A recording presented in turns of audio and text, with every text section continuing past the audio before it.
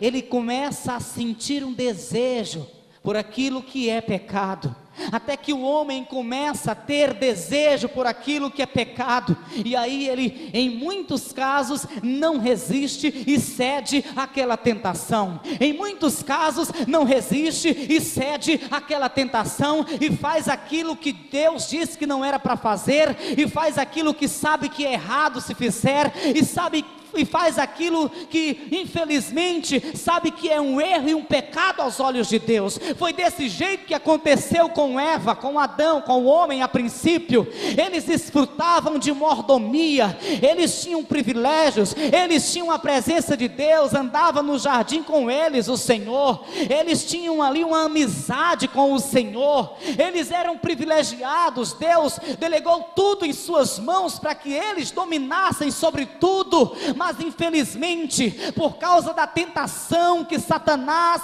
ele trouxe a Eva, a Adão, ao homem, então eles tão somente viraram as costas para Deus e cederam àquela tentação, como diz aqui na palavra, irmãos, no versículo 6, e vendo a mulher que aquela árvore era boa para se comer e agradável aos olhos, e árvore desejável para dar entendimento, tomou do seu fruto e comeu, e deu também ao seu marido, e ele comeu com ela.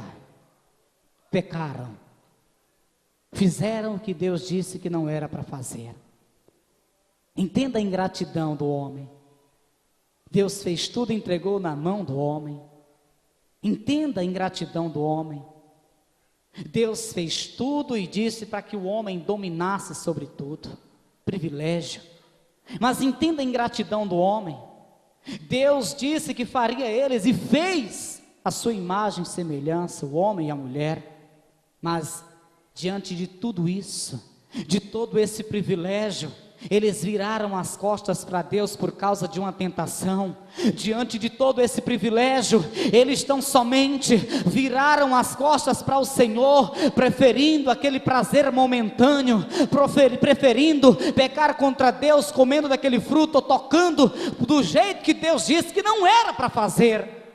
Escuta, irmãos, a Bíblia nos ensina que eles imediatamente pagaram alto preço, porque eles que tinham a presença de Deus deixaram de ter, eles que dominavam deixaram de dominar, eles que desfrutavam de tudo, de um jardim muito próspero, deixaram de desfrutar de tudo isso, tudo por consequência do pecado, tudo por consequência do erro.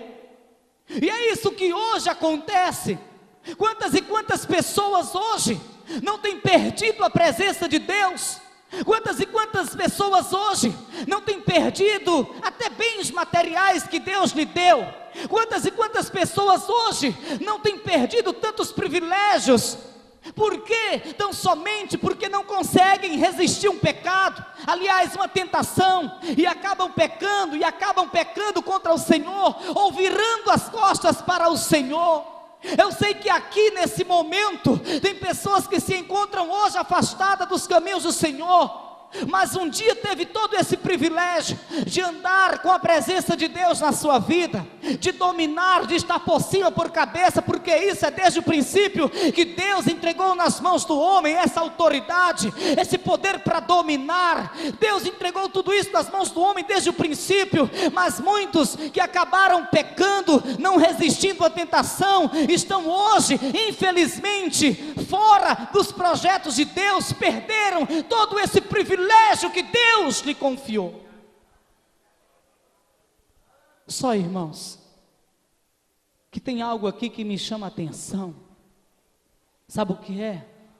A infinita misericórdia do Senhor. Há quem diga que a misericórdia de Deus veio através de Jesus Cristo. Porém, a Bíblia nos ensina que já no Antigo Testamento, mesmo na época da lei, a misericórdia do Senhor já existia, já era presente, irmãos.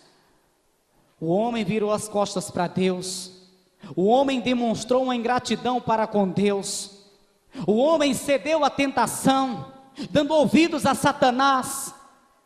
Só que Deus, logo em seguida, chegou para o homem, lhe mostrando uma oportunidade para ele se reconciliar, para ele se redimir do seu erro.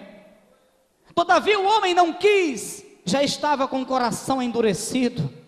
Pastor, onde que o Senhor vê isso na Bíblia? Vou te mostrar, aqui ainda no capítulo 3, depois que o homem já estava caído, até se escondendo da presença de Deus com vergonha, depois que o homem tinha feito toda aquela malignidade, virado as costas para o Senhor, Deus chegou passeando no jardim como de costume, e não vendo o homem, porque antes o homem corria para onde Deus estava, conversava com Deus, passeava com Deus, e Deus não vendo o homem começou a perguntar: cadê Adão, cadê Eva, cadê o homem que eu fiz, a minha imagem, a minha semelhança? No entanto, Deus já sabia o que tinha acontecido, porque Ele é onisciente.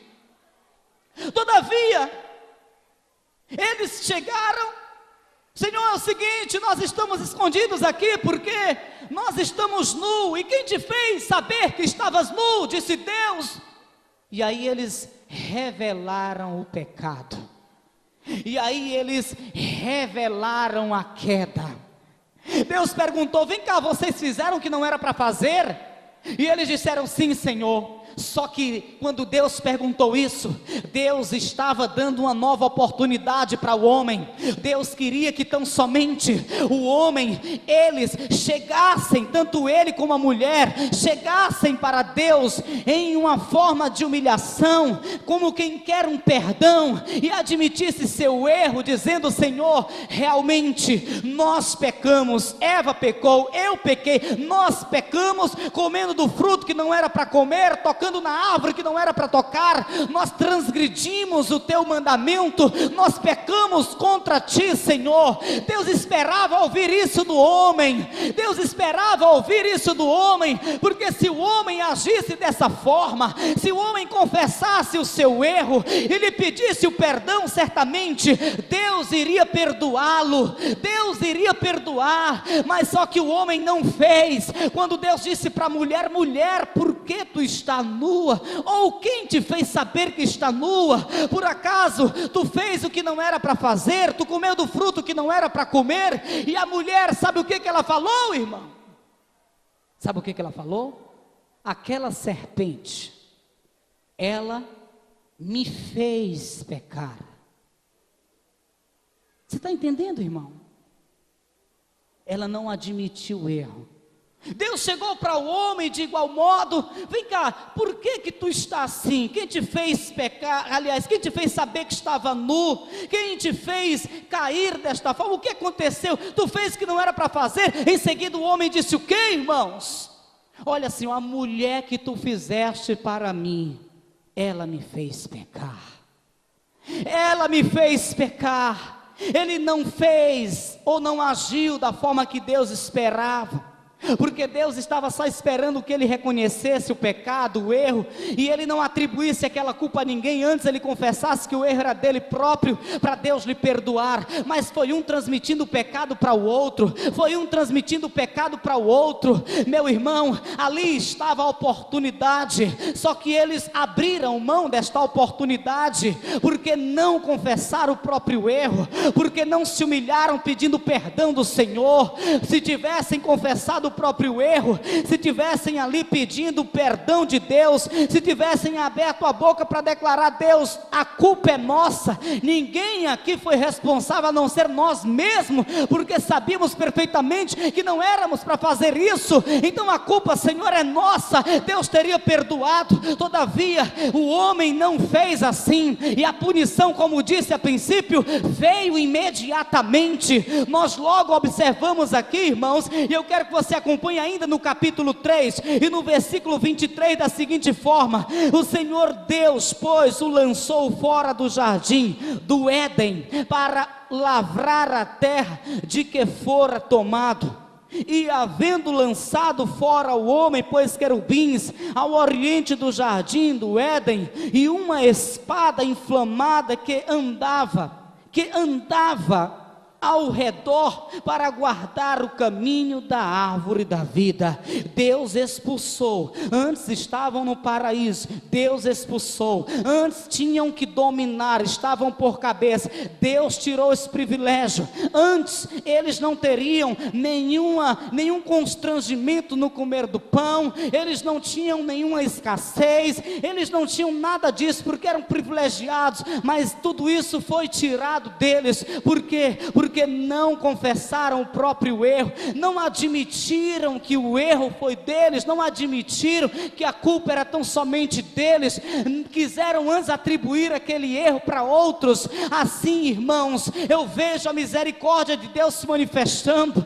Deus dá uma oportunidade para o homem, sempre Deus, desde o Antigo Testamento. Se nós olharmos a Bíblia no Novo Testamento, veremos também grandes oportunidades, Deus dando para o homem, como por exemplo, aquele jovem chamado filho pródigo, que saiu da casa de seu pai, lugar que tinha tudo nas mãos, era privilegiado, estando ele em um lugar ermo, em um lugar muito difícil, lá na pocilga, juntamente com os porcos, ele se arrependeu, se quebrantou, confessou que a culpa era dele próprio. Ele tão somente diante daquela situação achou graça aos olhos de Deus, e ele voltou à casa de seu pai arrependido, e ele foi restituído por tudo aquilo que havia perdido. Deus sempre dá uma segunda chance para o homem.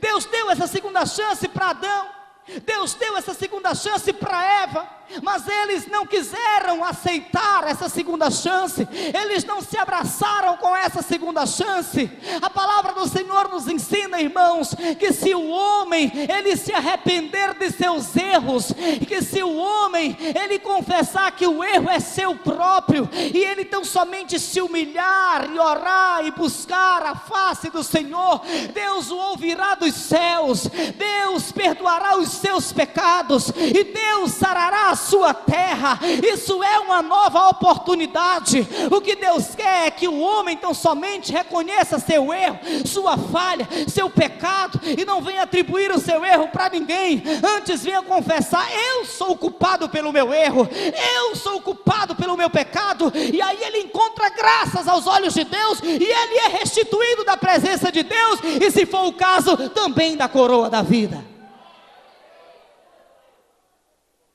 Aqui na palavra do Senhor, acompanhe na tua Bíblia, segundo o livro das Crônicas.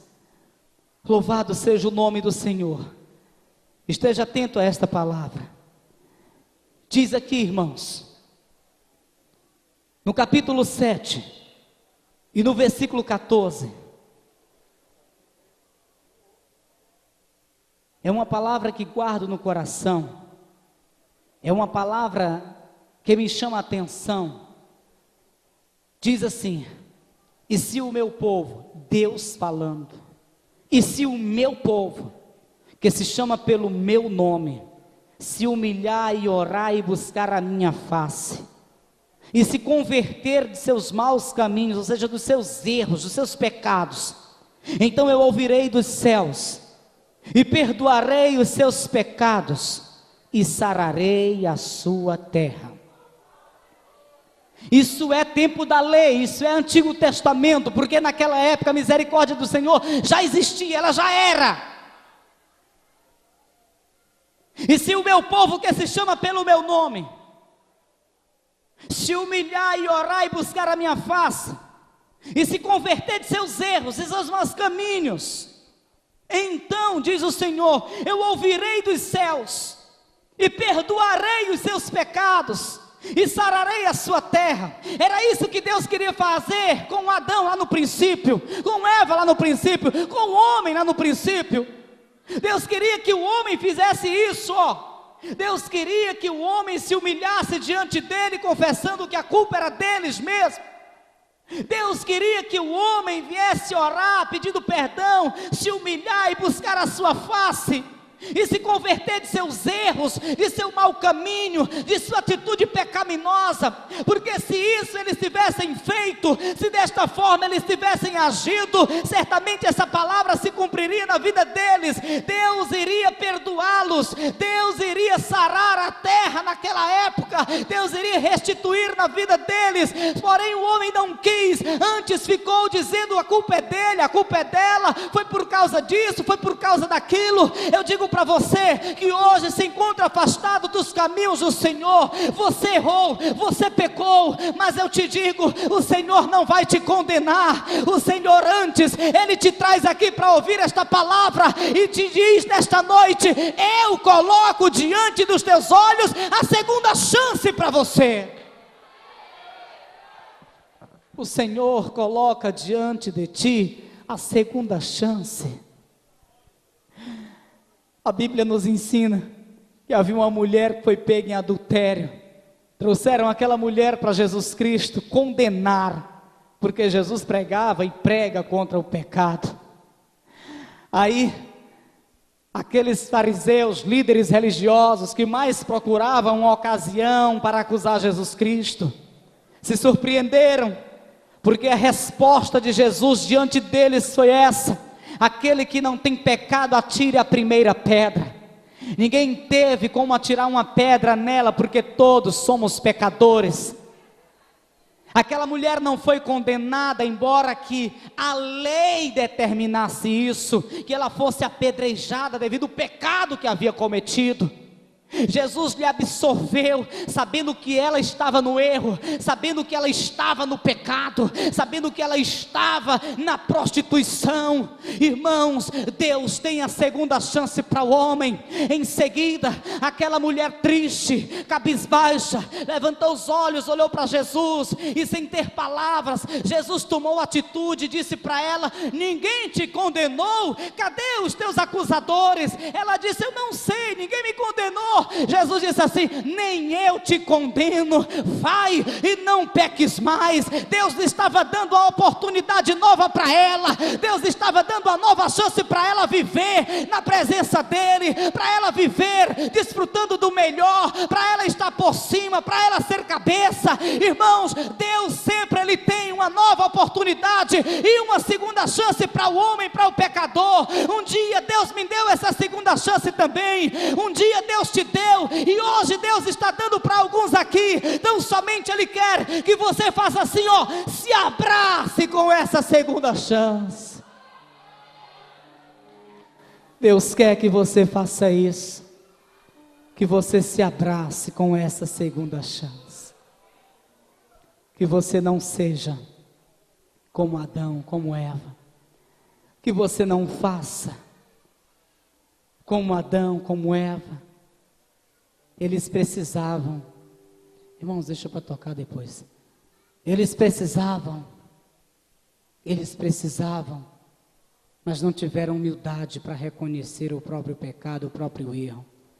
Eles precisavam ser restituídos, eles precisavam voltar a desfrutar da presença de Deus, eles precisavam voltar a dominar sobre tudo, mas não quiseram. Desperdiçaram a oportunidade. Consequência disso é o preço que até hoje a humanidade vem pagando. Mas escuta, Deus dá a segunda chance. Deus mostrou isso mais uma vez quando enviou a Jesus Cristo. Deus mostrou isso mais uma vez quando enviou a Jesus Cristo. Porque pela lei ninguém seria salvo. Pela lei todos seriam condenados, porque ninguém tinha capacidade ou tem a capacidade de seguir toda a lei.